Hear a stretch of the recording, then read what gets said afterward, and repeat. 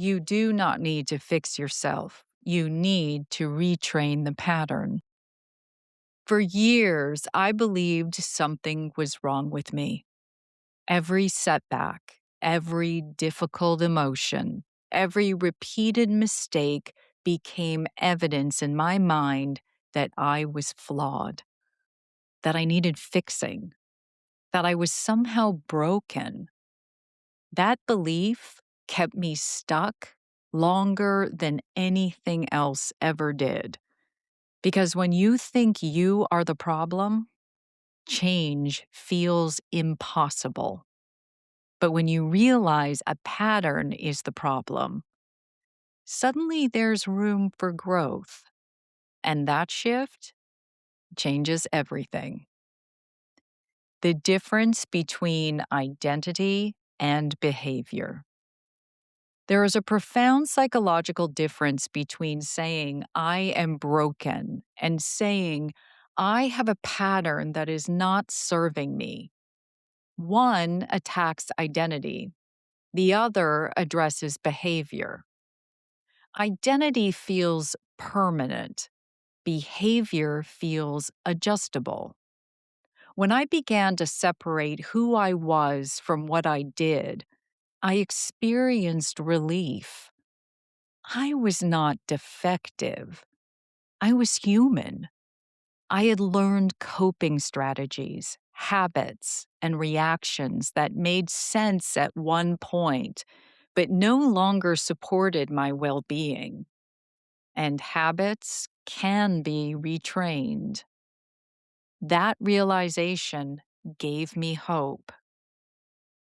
Why the brain responds better to patterns. Our brains are incredibly adaptive. Neuroscience tells us they reorganize based on repeated thoughts and actions.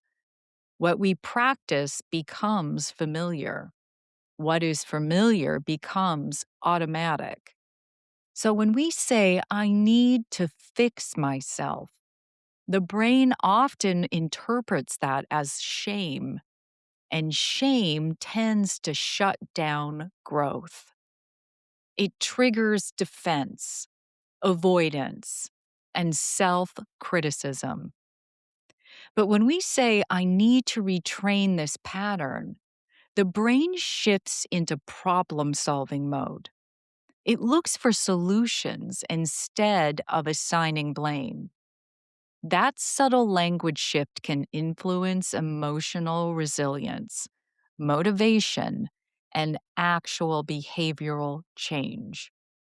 Words matter, especially the ones we use with ourselves. My own experience with this shift. There was a time when I blamed myself for everything. If something went wrong, I assumed it confirmed my inadequacy. That mindset fueled anxiety, perfectionism, and exhaustion. Eventually, I started noticing recurring patterns, overcommitting, avoiding difficult conversations, seeking validation, ignoring my own needs. Instead of labeling myself as flawed, I began asking different questions. What triggered this reaction? What need was I trying to meet? What would a healthier response look like? That curiosity replaced criticism, and progress became possible. Not instant, not perfect, but real. Patterns are learned and they can be relearned. Most of our emotional patterns formed early. Family dynamics, cultural expectations, past relationships, trauma, success, failure, all of it shapes how we respond to life. But learned does not mean permanent. Awareness is the first step. Compassion is second. Consistent action is the third. Change rarely happens overnight.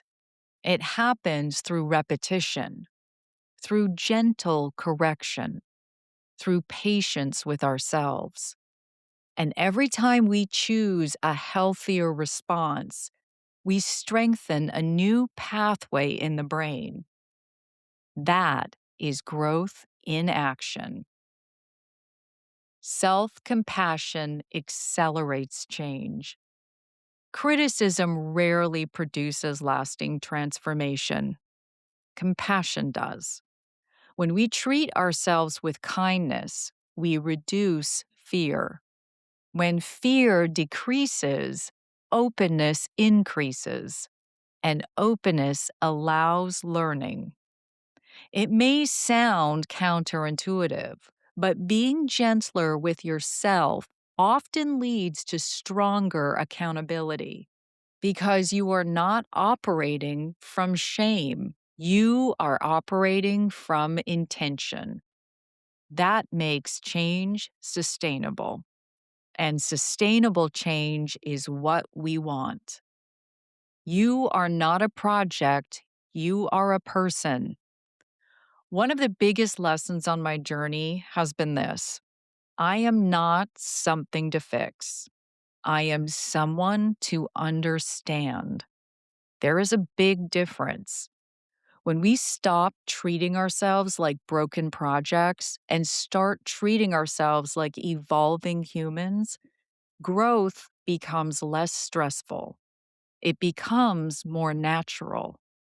You are allowed to grow without condemning where you started. You are allowed to improve without rejecting who you are. That perspective creates emotional freedom. Language shapes healing. Try this simple experiment. Instead of saying, I am the problem, say, this is a pattern I am learning to change. Feel the difference. One closes the door, the other opens it. One creates shame, the other creates possibility. And possibility is where healing begins. Slay reflection.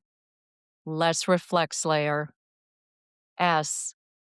What recurring emotional or behavioral pattern have you labeled as a personal flaw? L. How might your mindset shift if you saw that pattern as learned instead of permanent? A. What is one small adjustment you can practice today to retrain that pattern? Why? How could self-compassion help you sustain growth instead of pushing yourself through criticism? Call to action. Join the conversation. I'd love to hear from you. What pattern have you started to see differently, and how has that perspective changed your growth? Share your story in the comments. Let's cheer each other on. And if you know someone who needs the reminder that they do not need fixing, just understanding, send this to them. Sometimes all we need is a nudge.